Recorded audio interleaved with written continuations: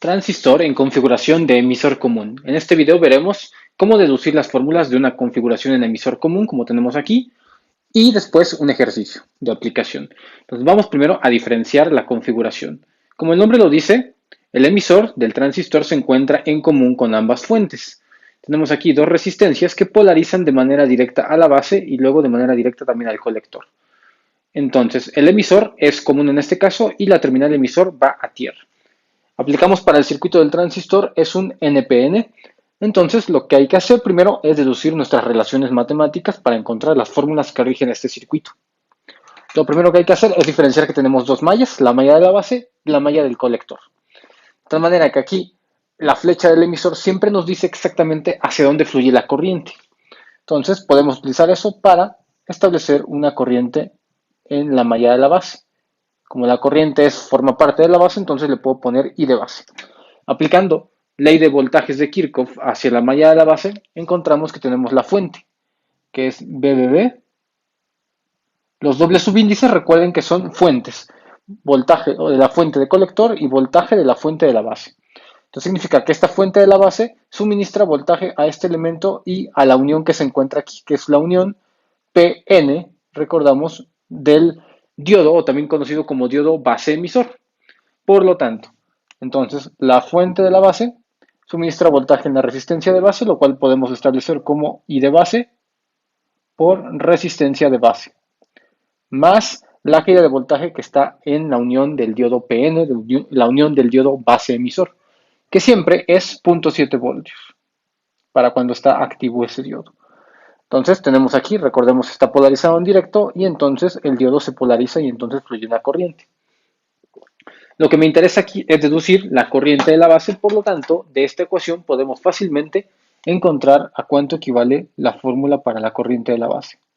Corriente de la base sería igual a la fuente de la base menos la caída de 0.7 voltios, todo esto dividido entre la resistencia de base.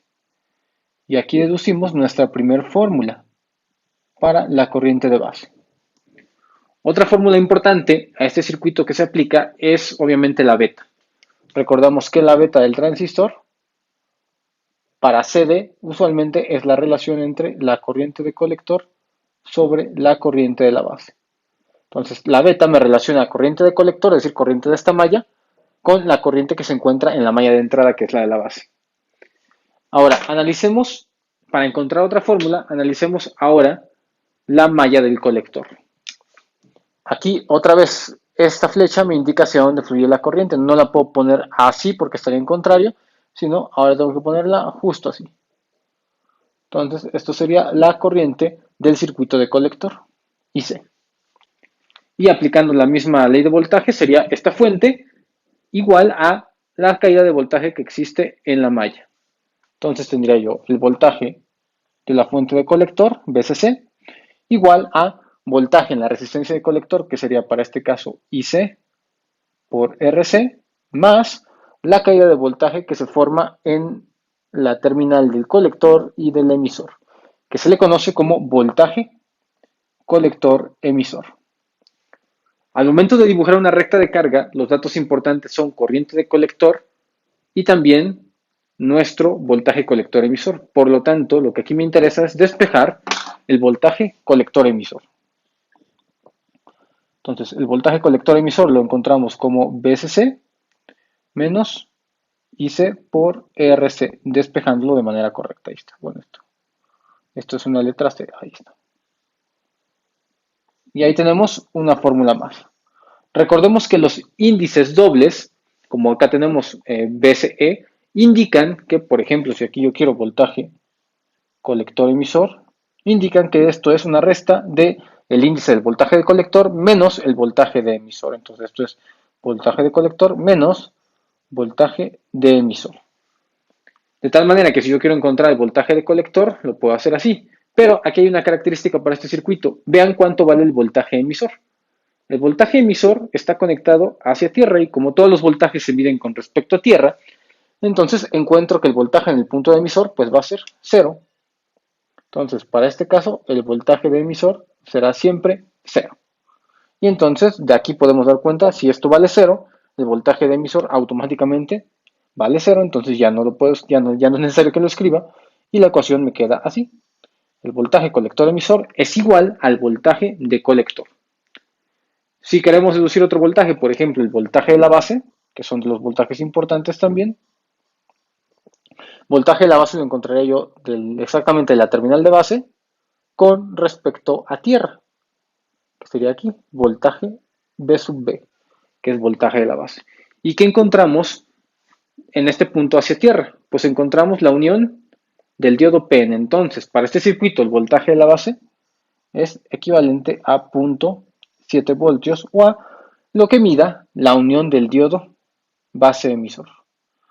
Otras características acá importantes es que nosotros también podemos encontrar el voltaje, por ejemplo, base colector, ¿sí?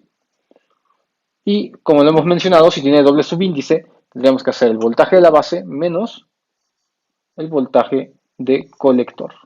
Siempre el primer índice es el positivo, el que se resta es el que está al lado de la derecha. Y de esta forma aquí deducimos algunas ecuaciones importantes. Recordemos que otra ecuación importante es la alfa.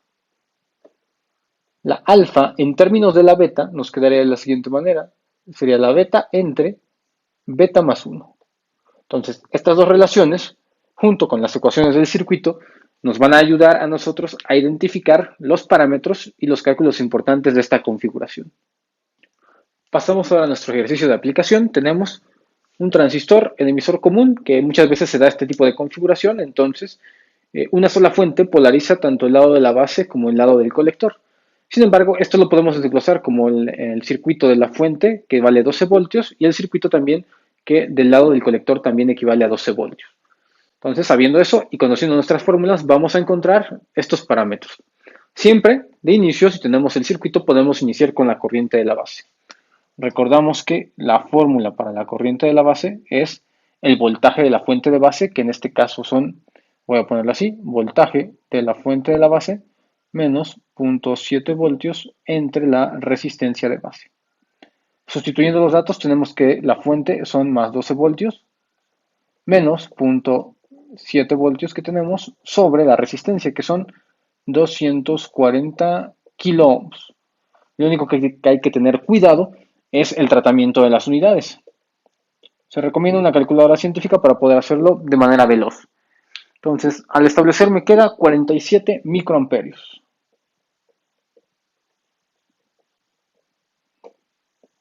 Esto sería mi primer parámetro, la corriente de la base. Vamos ahora con la corriente del colector. Para eso conocemos la beta. La beta, que es la fórmula que viene así, la beta de un transistor, que acá en este caso me da un transistor para beta de 50, nos dice que es la corriente de colector sobre la corriente de la base. Por lo tanto, si despejo de ahí corriente de colector, nos va a quedar beta veces la corriente de la base. Entonces, la beta, que es 50, multiplica a la corriente de la base, que son 47 microamperios. Y de esta manera me doy cuenta que nuestra corriente de colector equivale a 2.35 miliamperios. Entonces, dejaré siempre dos cifras después del punto decimal. Está 2.35 miliamperios. Tengo ya corriente de colector. Después tenemos la ecuación que es la malla del colector, donde lo que nos interesa aquí es el voltaje colector-emisor que se da en esas terminales, justo entre las terminales colector con emisor. Entonces, ¿cuánto vale ahí? El transistor tiene su relación para esta configuración, sería voltaje colector-emisor. Recordamos es fuente de colector menos corriente de colector por resistencia de colector. Sustituyendo los datos me quedaría la fuente, que son 12 voltios, menos corriente de colector, que acabamos de calcularla, que son 2.35 miliamperios, y resistencia de colector, que es 2.2K. Ahí está. La idea es hacer primero esto y luego el resultado de esto restárselo a 12 voltios. O más fácil, meter toda esa fórmula en la calculadora y automáticamente nos da el dato. Eso me da un voltaje de colector emisor de 6.83 voltios. Ahí está. Tengo los tres datos más importantes, que son los primeros tres. Ahora vienen los siguientes datos que se deducen ya únicamente conociendo esto. El voltaje de base, quedamos que el voltaje de base es lo que se mide de aquí, es decir, el voltaje de base es igual a que si yo coloco un voltímetro de aquí hacia la Tierra. Como aquí veo únicamente la unión que es el diodo base emisor que mide 0.7, entonces el voltaje de base será 0.7.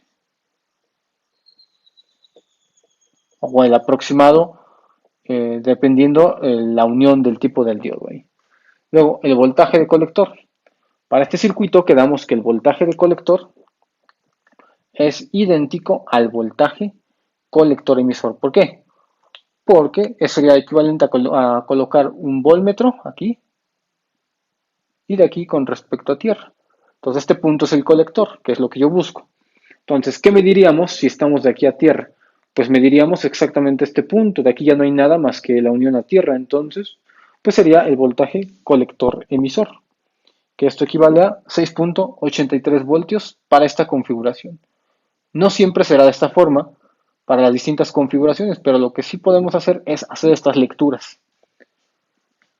Y finalmente me queda ya el voltaje base emisor.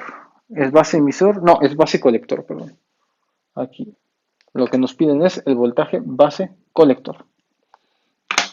¿Cómo lo calculamos? Como lo hemos mencionado, para cualquier cálculo de doble subíndice, tengo que hacer la diferencia de esos dos subíndices. Voltaje de base menos voltaje de colector. ¿Cuánto es el voltaje de base? Son 0.7 voltios menos voltaje de colector, que son 6.83 voltios. Y entonces esa diferencia nos da menos 6.13 voltios. Obviamente me da negativo porque la polarización está al revés. Ahí está. Y ahora sí, ya tenemos todos los datos importantes para este tipo de configuración.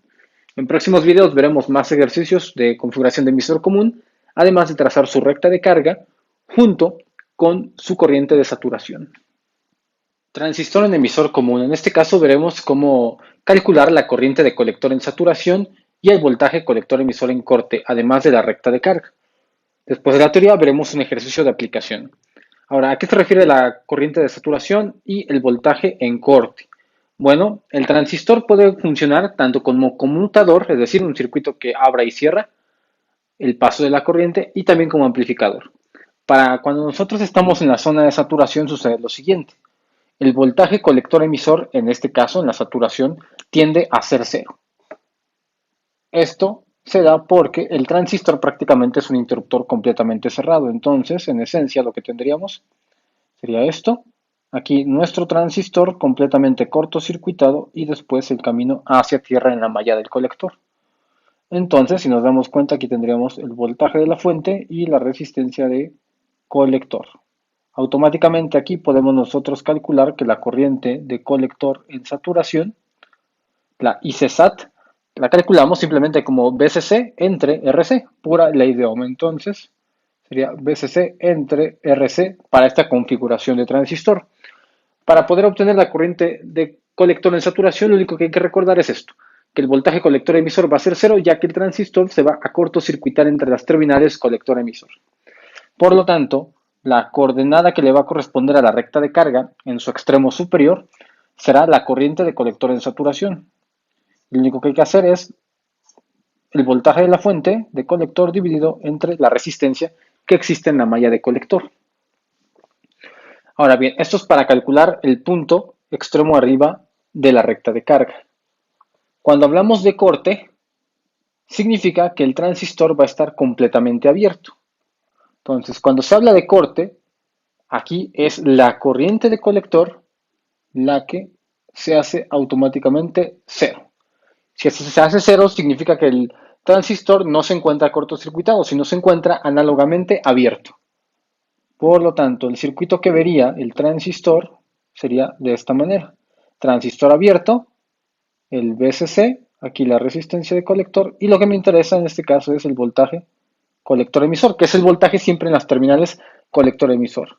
Por lo tanto, el voltaje colector emisor en el estado de corte, ¿a qué es igual? Si nosotros medimos aquí, recuerden que en un circuito abierto no hay corriente, pero el voltaje es idéntico al de la fuente. Entonces, aquí el voltaje será el de la fuente, que es más VCC. así. Significa que el voltaje colector emisor en corte va a ser igual siempre a la fuente. Entonces, el voltaje colector emisor cuando se encuentra cortado en el extremo inferior ahora va a valer lo mismo que VCC, lo mismo que la fuente VCC. Es importante que para un transistor quieramos nosotros saber cómo está funcionando, detectemos rápidamente su corte, su saturación, tracemos la recta de carga gracias a eso y el punto Q, que tiene las coordenadas voltaje colector emisor en el punto Q y corriente de colector en el punto Q, el mejor punto Q óptimo siempre va a estar en el centro de esa recta de carga. A continuación veremos un ejercicio donde vamos a deducir este tipo de variables. Ahora, en el ejercicio vamos a trazar la recta de carga y el punto de trabajo Q, para lo cual necesitamos, bueno, obtener los cálculos, tal como lo vimos en un video anterior, de deducción de las fórmulas. Nos pasaremos rápidamente a la obtención de cálculos. Comenzamos con la corriente de la base. Recordamos la fórmula para la corriente de la base, es el voltaje que alimenta la base, que en este caso son 16 voltios, menos la caída del diodo base emisor, que son 0.7, entre la resistencia de la base. Entonces vamos a hacerlo, serían 16 voltios, voy a ponerlo aquí en sustitución, menos 0.7 entre 470 kiloohms. Usualmente las corrientes en la base siempre van a ser del orden de los microamperios. Al hacerlo me da aproximadamente 32 microamperios. Entonces recordamos que micro es por 10 a la menos 6. Ahora vamos con la corriente de colector. Para la corriente de colector, una vez obtenida la corriente de base, es beta veces la corriente de la base. Es decir, la corriente de la base se va a amplificar lo que me diga la beta del transistor. Entonces sería 90 por 32 microamperios. Usualmente la corriente de colector será en miliamperios. Entonces esto me da 2.92 miliamperios. Listo. Y ahora vamos con el voltaje colector emisor. Que esto se saca, si vimos el video anterior, sería 16, bueno, la fuente, voltaje de la fuente, menos la caída de voltaje que existe en esta resistencia.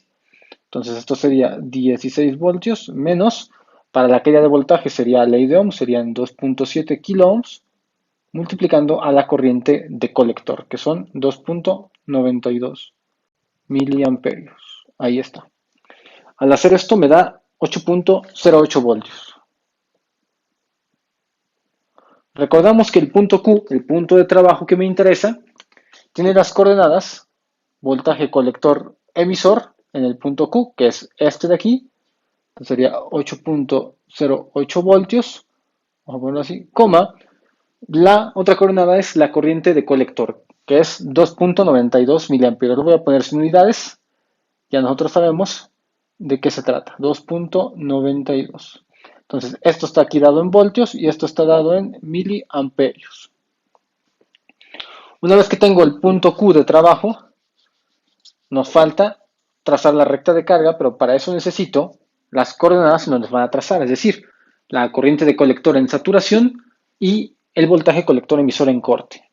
Para este circuito, quedamos que la corriente de colector en saturación es dada únicamente por VCC entre la resistencia de colector. Entonces, al pasar estos datos, sustituyéndolos, sería VCC entre RC. VCC son 16 voltios. RC, que es la resistencia de colector, son 2.7 kiloohmios. Y esto de corriente es cuando el transistor se encuentra saturado. Esto nos da una corriente de 5.92 miliamperios. Sería 5.92 miliamperios. Y el voltaje colector emisor en corte, que es así, es cuando el transistor se encuentra abierto. Y eso siempre va a responder al voltaje de la fuente, que en este caso será VCC. Entonces ya tenemos aquí que VCC equivale a 16 voltios. Ahí está. Ahora, con estos datos podemos ahora sí trazar nosotros nuestra recta de carga. La recta de carga, vamos a trazarla aquí, siempre va a encontrar de un lado el voltaje colector emisor en la coordenada de las X y en la coordenada de las Y como la corriente de colector. Ya tenemos nosotros tanto el punto de arriba como uno de los puntos que se encuentran abajo también. Este punto recordemos que es la corriente de colector en saturación, que equivale a 5.92. Entonces voy a poner aquí 5.92 miliamperios. Y este de aquí pues es el voltaje colector emisor en corte, que son 16 voltios. Ahí está. Ahora con esto entonces nosotros ya podemos ahí trazar nuestra recta de carga. Ahí está. Ahora, ¿dónde quedará el punto Q de trabajo? Debo de respetar las coordenadas que tiene, que es 8.08, que es casi la mitad, si nos damos cuenta. ¿Sí? Casi la mitad, un poquito más después de la mitad. Vamos a ponerle por acá. Entonces queda aproximadamente en la mitad. Y el otro punto es 2.92, que es pues casi 3 y la corriente es casi 6. Entonces también puedo decir que es casi la mitad. Entonces, al trazar eso, encuentro exactamente la coordenada del punto Q. Donde nuestro punto Q de trabajo, ya sea que lo pongamos aquí, pero ya sabemos que la coordenada es 8.08 y 2.92 miliamperios. Para saber si el transistor está funcionando en una zona muy óptima, es decir, casi está o se aproxima casi al centro de la recta de carga, podemos hacer lo siguiente, hacer una razón entre la corriente de colector, una proporción, una corriente de colector en el punto Q entre la corriente de colector en saturación. ¿Cuál es la corriente de colector en el punto Q? Pues es esta de aquí, que es 2.92 miliamperios, bueno, y la corriente de colector en saturación sería de 5.92. Al hacer este cociente, nosotros nos damos cuenta que tiene que estar aproximado a 0.5, es decir, justo la mitad. Al hacerlo me da 0.49. Entonces, casi es perfecta la aproximación hacia la zona central de la recta de trabajo. Y entonces me doy cuenta que la recta de carga junto con el punto de trabajo está en el punto más óptimo. Para este diseño, estos datos de transistor, tenemos ya diseñado un buen circuito. En los siguientes videos veremos cómo, dadas las rectas de carga de transistores o características ideales, nosotros podemos deducir el circuito y encontrar el punto de trabajo. A partir del punto de trabajo, nosotros podemos diseñar un circuito. Transistor en emisor común. En este circuito, que es el tercero de la serie de transistores en configuración emisor común, veremos cómo diseñar un circuito dada su hoja de características, su curva característica. Hay que dibujar la recta de carga y nos imponen que diseñemos el circuito utilizando una fuente de voltaje en colector de 21 voltios. Esta fuente de colector va a ser común tanto para la polarización en el lado del colector como también una fuente en común para la base. Y una resistencia de colector nos imponen de 3 kilo ohms. Entonces, conociendo esto, vamos nosotros ya a obtener el circuito característico con todos los datos importantes. Conociendo ya la teoría de los videos anteriores y cómo obtener la recta de carga, corriente de saturación, vamos a iniciar con eso. La corriente de colector, recordamos, en una configuración de emisor común, se obtiene, si queremos primero obtener la recta de carga, sería la corriente de colector en saturación. Para este circuito, recordemos que la fórmula es BCC entre RC. De tal manera que, sustituyendo los datos, nos da lo siguiente. De fuente de voltaje tendré 21 voltios. Cuando está saturado, el transistor será un cortocircuito, entonces me quedará la resistencia de colector, lo cual son 7 miliamperios. Entonces, la corriente de colector en saturación se encuentra justo aquí, en los 7 miliamperios. Recordemos que esta es la saturación, aquí está en corte, y toda la región que me interesa es la de en medio, que va a ser la región activa. Ya que tenemos eso, lo siguiente es el voltaje colector emisor en corte, es decir, cuando el transistor se encuentra abierto. Para esta configuración, recordemos que la fórmula me dice que el voltaje colector emisor en corte es igual al voltaje VCC de la fuente. Por lo tanto, entonces, el VCC sería 21 voltios. Entonces, el voltaje de corte, colector emisor, vale 21. Acá tenemos la escala en 5 en 5, entonces irá 20 y aproximadamente pues estará pegado al 21. Algo así. Ya que tenemos eso, con una escuadra o con regla podemos trazar nuestra recta de carga, la cual vendría aproximadamente algo así. Ahí está. Ahora, para la óptima, en este caso, el último funcionamiento que queremos encontrar es elegir un punto Q lo más óptimo, para lo cual tiene que estar justo en medio. Para hacerlo, pues podemos dividir este segmento a la mitad y este segmento a la mitad. De tal manera que si nos damos cuenta, el punto Q aproximadamente estaría entre el 3 y entre la escala del 4. Bueno, este 4 va un poquito más arriba. Ahí lo dibujé un poquito mal. Este 4 iría más o menos por acá y este 3 estaría por acá. Entonces, supongamos que la mitad de 20 es como 10.5, va a ser por aquí, y la mitad de esto sería como 3 y fracción, 3.5. Entonces, estaría aproximadamente en esta coordenada del punto Q. Entonces voy a poner ahí el punto Q de trabajo. La coordenada de mi punto Q sería el voltaje colector emisor, que como es la mitad de 21, pues sería 10.5 en este caso, y la mitad de la saturación, que son 7, entonces sería 10.5 voltios, coma la mitad de saturación, que serían 3.5, algo así la coordenada más o menos. Entonces vamos a ponerle 3.5 miliamperio en coordenada. Únicamente sacamos la mitad de esto y la mitad de este segmento para deducir aproximadamente el punto Q. Obviamente aquí mi curva no está a escala, entonces más o menos lo estamos aproximando de forma visual. Pero el cálculo este sí es exacto. Ahora ya tenemos ahí nuestro punto Q de trabajo, para lo cual necesitamos tener referencia a una corriente de base que están diseñadas, que están dibujadas aquí en azul. Entonces, como está exactamente a la mitad, yo estimaría que la corriente de base que le corresponda va a ser exactamente la mitad de estos dos segmentos. Entre 20 y entre 30 tenemos el 25 microamperios. Esto de aquí sería, para esta hoja de características, me dice que le va a corresponder esa corriente de base a aproximación o aproximadamente. Ahora, el siguiente paso es, pues, obtener la resistencia de base, la cual es muy fácil. Recordamos que cómo teníamos nosotros nuestros datos importantes.